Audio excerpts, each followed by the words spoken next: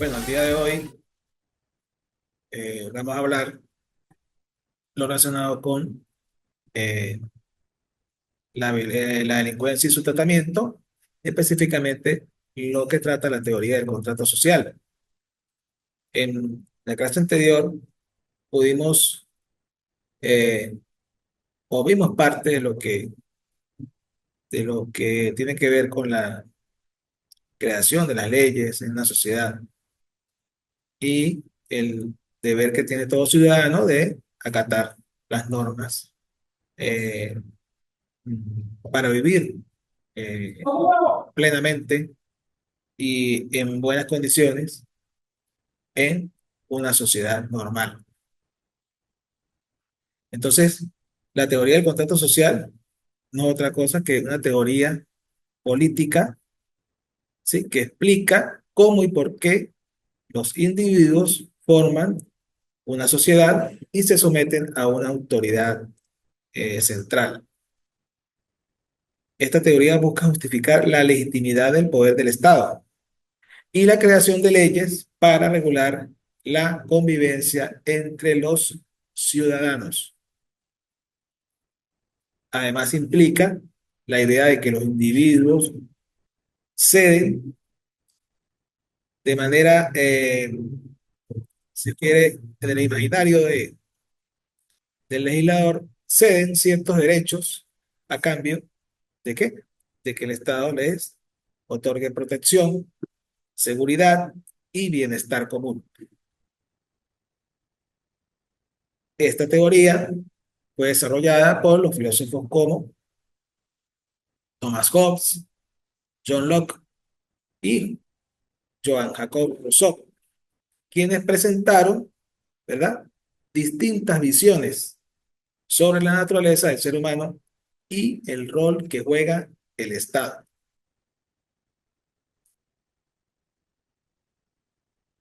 Entonces, vamos a establecer una comparación en lo referente a lo que es el contrato social según cada uno de esos autores. Vamos a verlo desde el punto de vista de la visión del ser humano. ¿Cómo veían el ser humano? Por ejemplo, Thomas Hobbes decía que el ser humano era un ser egoísta que está dotado de un instinto de conservación de la vida, de su integridad y de sus bienes. Entonces, el ser humano estaba condenado a un perpetuo estado de guerra, en un estado de naturaleza violenta, ¿sí? Para defender ¿qué? La vida y sus bienes o intereses. Para John Locke, el ser humano era un ser racional y moralmente igual ante Dios. Para Johann Jacobo Rousseau, el ser humano era inocente y piadoso en su estado primitivo.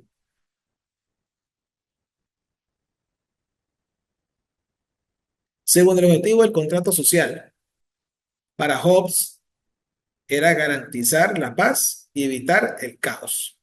Ese era el fin o el objetivo del contrato social.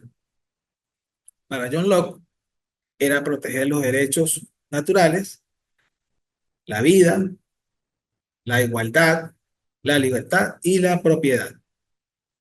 Y para Joan Paul Rousseau, el objetivo del contrato social era crear un orden justo y común basado en la voluntad general. Cada quien tenía su visión, ¿sí? Eh, pero siempre con el mismo fin, era alcanzar la paz social.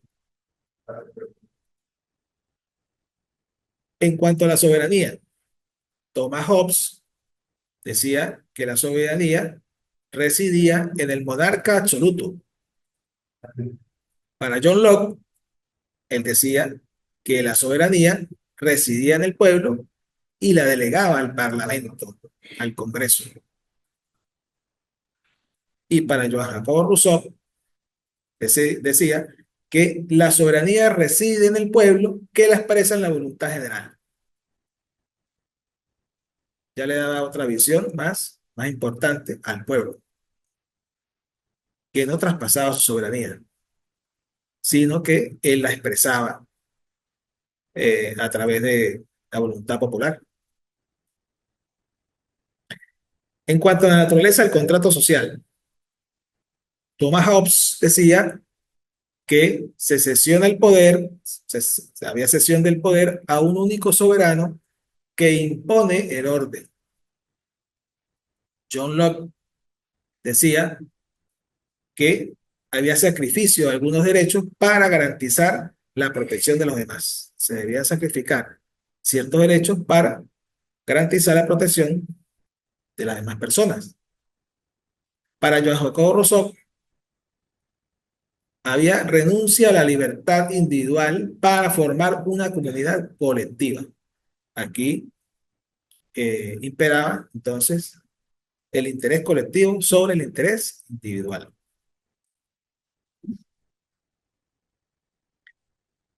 En cuanto al rol del Estado, bueno, Thomas Hobbes habló de que era absoluto y centralizado.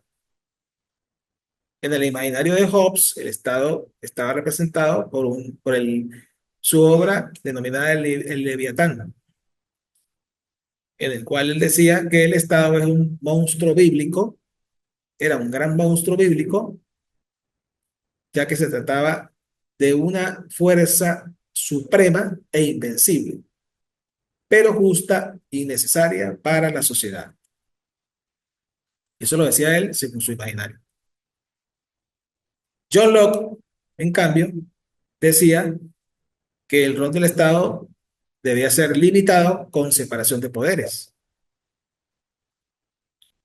Joan Jacobo Rousseau habló entonces que el rol del Estado era democrático, debía ser democrático, basado en la voluntad colectiva del pueblo.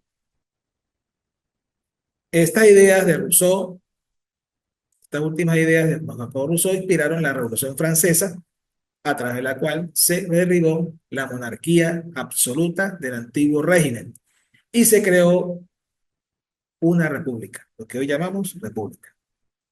Fíjese la importancia de estos visionarios eh, para llegar a lo que hoy día pues entendemos como la idea del contrato social, del control del Estado sobre la sociedad. Y eh, por qué tratamos este tema inicialmente? Porque tenemos una actividad que se envió en la clase pasada, donde se hablaba de un dilema. Se colocó a través de una actividad evaluativa en el aula, a través del foro, donde se pide a los estudiantes que hagan un discernimiento en cuanto al dilema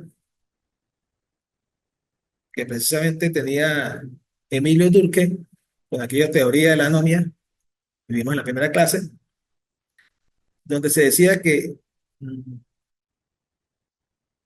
el dilema es que faltan leyes. ¿Por qué? La pregunta es, ¿por qué si hay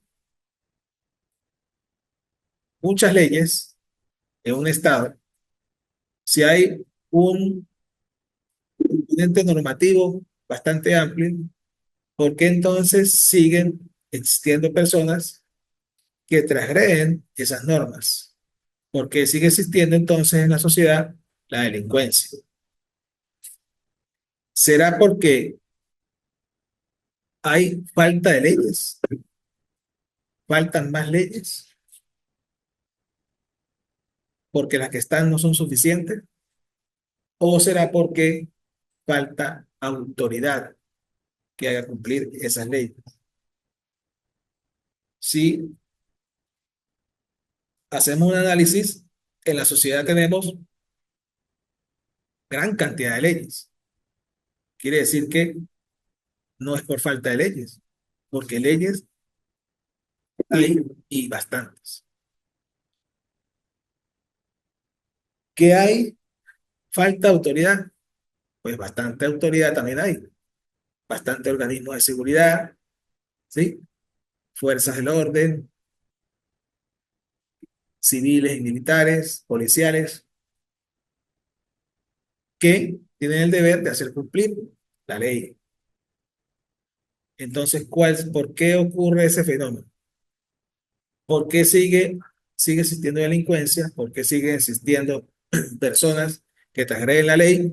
Si tenemos un marco normativo amplio, tenemos muchas leyes en vigencia y funcionamiento, pero también hay muchas personas que se encargan de transgredir esa ley. Entonces, ese es el dilema. ¿Faltan leyes o falta autoridad? ¿Qué falta aquí? Esa era, esa era la pregunta de ese trabajo inicial, que deben hacerlo. Por ahí vi en el aula que no, al parecer no hay, nadie me respondió esa pregunta o nadie participó en ese foro. De todas maneras, voy a dar una oportunidad para que puedan entrar al foro y hacer esa discusión y participar. Adelante. ¿Cómo está, estimado docente? Pero, ¿en qué fecha fue ese foro abierto que usted manifiesta? Eso fue hace como 15 días, ¿sí? Con la primera clase que se dio y se colocó en el aula. Yo estaba pendiente, pero no le vi. Sí, tiene que buscar, mejor, buscar bien ahí en el aula porque yo dejé un aviso. Ese aviso automáticamente les llega al correo. Tengo Claro, entendido. en el correo, yo siempre estoy pendiente del correo porque ahí nos llegan las Claro, clases, los deberes, todo, claro. pero no he visto. En el caso de que, ¿qué necesitamos nosotros? ¿Mejorar las leyes eh, o mejorar la seguridad? Esa es la pregunta, diga. Esa es la pregunta, sí, porque ese es un dilema que se hizo Durkheim, que fue uno de los teóricos que vimos en la primera clase, que hablaba de que habló de la anomia, que era, como decir, la ausencia de leyes no, sino que hay presencia de leyes, pero la gente no le teme a la ley y no acata sus normas. Entonces existe una anomia, ¿ves? Entonces, ¿qué pasa? ¿Será que las leyes son muy blanditas, muy débiles, o falta más leyes, o falta autoridad?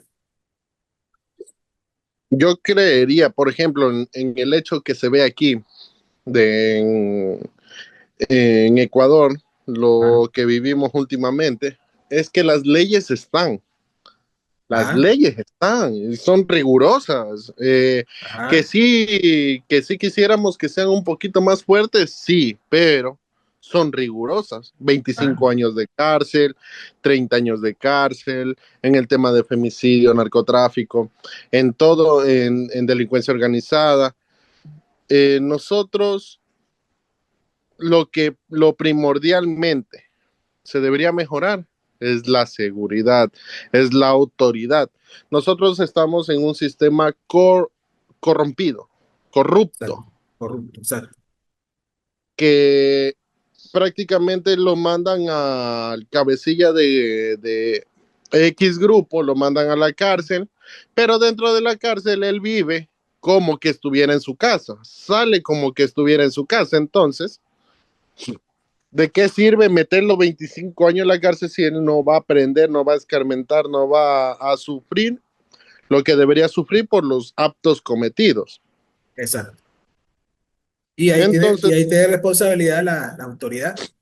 la La autoridad, autoridad, porque claro, los 25 años ya están establecidos, que él tiene que pasar 5, 10, 15, 20, 25 años en su cárcel. Tiene que claro. estar metido en la cárcel.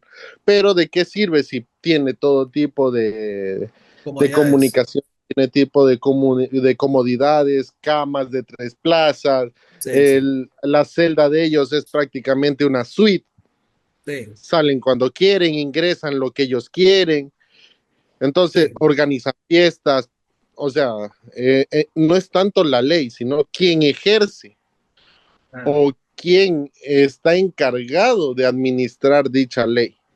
exacto. Bueno, por ahí van los tiros, como quien dice, con ese trabajo que les envié. Debe ser un análisis más profundo. Entonces sí, es eso lo que iba a tocar. Eh, Todo lo que tiene que ver con la violencia doméstica y la violencia de género. Que la diferencia se da que en la violencia de género, el sujeto activo es el hombre y el sujeto pasivo siempre va a ser la mujer. Es decir, es un tipo de violencia que recae directamente sobre la mujer. Y el victimario debe ser siempre, necesariamente, un hombre. En caso contrario, si es hombre con hombre, mujer con mujer, ya eso, para efectos del derecho, ya conocerá la jurisdicción ordinaria, sí, que lo tomará como un delito común.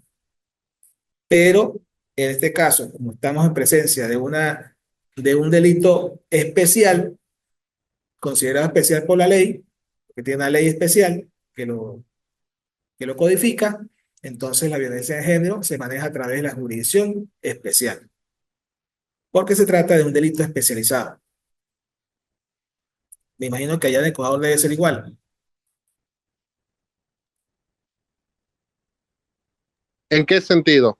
en el sentido de que los delitos de violencia de género, aquí hay una ley que ampara únicamente a la mujer.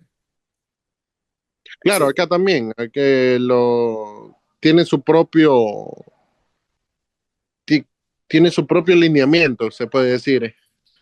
Por ejemplo, que hay un femicidio y un asesinato, un homicidio. ¿Ah? Ok, Ya, el femicidio es una pena, creo que más severa, se puede decir, y es ok, más exhaustiva exacto, que el homicidio normal, sí. claro.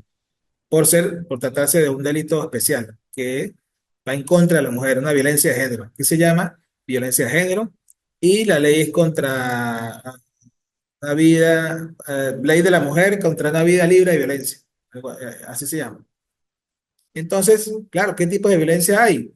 La violencia física deriva del contacto físico violento contra una persona, ¿sí? Animal o cosa, los golpes, los empujones, fracturas, torturas, ¿sí? Todo lo que sea físico que cause una lesión. La violencia verbal o emocional, ¿sí?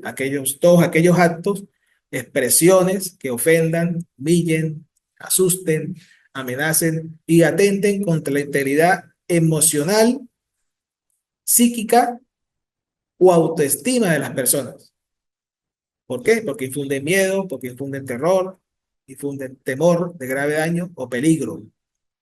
Y la violencia patrimonial, ¿sí? Que es la causada al patrimonio, se da mucho en las parejas, en los cónyuges, ¿sí? Cuando uno de los cónyuges dispone de los bienes del otro, bienes comunes que han sido obtenidos a través de la comunidad conyugal, de los cuales los dos tienen que estar de acuerdo para poder disponer de ellos. Entonces, cuando una de las partes o de las parejas, una de las dos, hombre o mujer, disponen sin que la otra persona conozca de ese patrimonio, pues ahí está ocurriendo una violencia patrimonial, porque no hay el consentimiento del otro en cuanto a su patrimonio. Ahí hablamos de violencia patrimonial. Y la violencia doméstica, un conjunto de actos de violencia físicos, sexuales, psicológicos, económicos, que se producen en el seno de la familia o en el hogar. Puede ser entre cónyuges o parejas de hecho, ¿sí? Que son los concubinos, o entre los integrantes de ese grupo familiar, sin que sea necesario que todos habiten en un solo lugar, simplemente que los una un vínculo consanguíneo o de afinidad familiar. Entonces, puede hacer entonces de que el victimario puede ser cualquiera, puede ser incluso la misma madre, puede ser victimario de sus hijos o del mismo marido, como también puede ser el victimario, el esposo, el hijo, la hija. Entonces, Ahí el que se ve afectado en gran parte es el núcleo, que es amplio, ¿sí? Porque abarca todas aquellas personas que estén ligadas por un nexo, un vínculo consanguíneo o un vínculo de afinidad. Hijos, hermanos, sobrinos, nietos, todas las personas que conformen un núcleo familiar. Y el sujeto activo puede ser hombre o mujer, cualquiera. Mientras que en la violencia de género, el sujeto activo siempre va a ser el hombre y el sujeto pasivo es la mujer. Tipo de violencia que va a recaer sobre la mujer. Entonces, la diferencia son, la víctima de la violencia de género debe ser necesariamente una mujer. La víctima en la violencia doméstica puede ser cualquier miembro de la familia, o familiar, hombre o mujer. La persona agresora puede ser hombre o mujer para apreciar violencia doméstica, mientras que la violencia de género solo puede ser hombre. En la violencia de género generalmente existe una relación conyugal o análoga, ¿sí? Unión estable de hecho se llama acá, cuando hay como están en concubinato, no se han casado de manera legal. Entre víctimas, hay una relación entre víctima y agresor, mientras que en la violencia doméstica, ambas personas están unidas por una relación familiar entendida en su sentido más amplio. Debe haber siempre un vínculo, un nexo de marido y mujer para que se dé la violencia de género. Respecto a los tipos de violencia de género, aquí la Sala Constitucional del Tribunal Supremo de Justicia, en una sentencia denominada número 0091 de fecha 15 de marzo de 2017, estableció con carácter vinculante, es decir, obligatorio cumplimiento para las demás salas del país, los demás tribunales, la prohibición de otorgamiento de beneficios procesales de algunos delitos de violencia de género y contra niños, niñas y adolescentes, al resolver que los hechos punibles que ocasionan un alto impacto social y que constituyen delitos atroces por sus graves violaciones a los derechos humanos son los siguientes, y los clasificó: delito de violencia sexual cometido en forma continuada, el delito de acto carnal con víctima especialmente vulnerable, niño, niña, adolescente, o si padece alguna enfermedad, el delito de prostitución forzada, el delito de esclavitud sexual y el delito de tráfico de mujeres, niños, niñas y adolescentes. Estos delitos no tienen ningún beneficio procesal.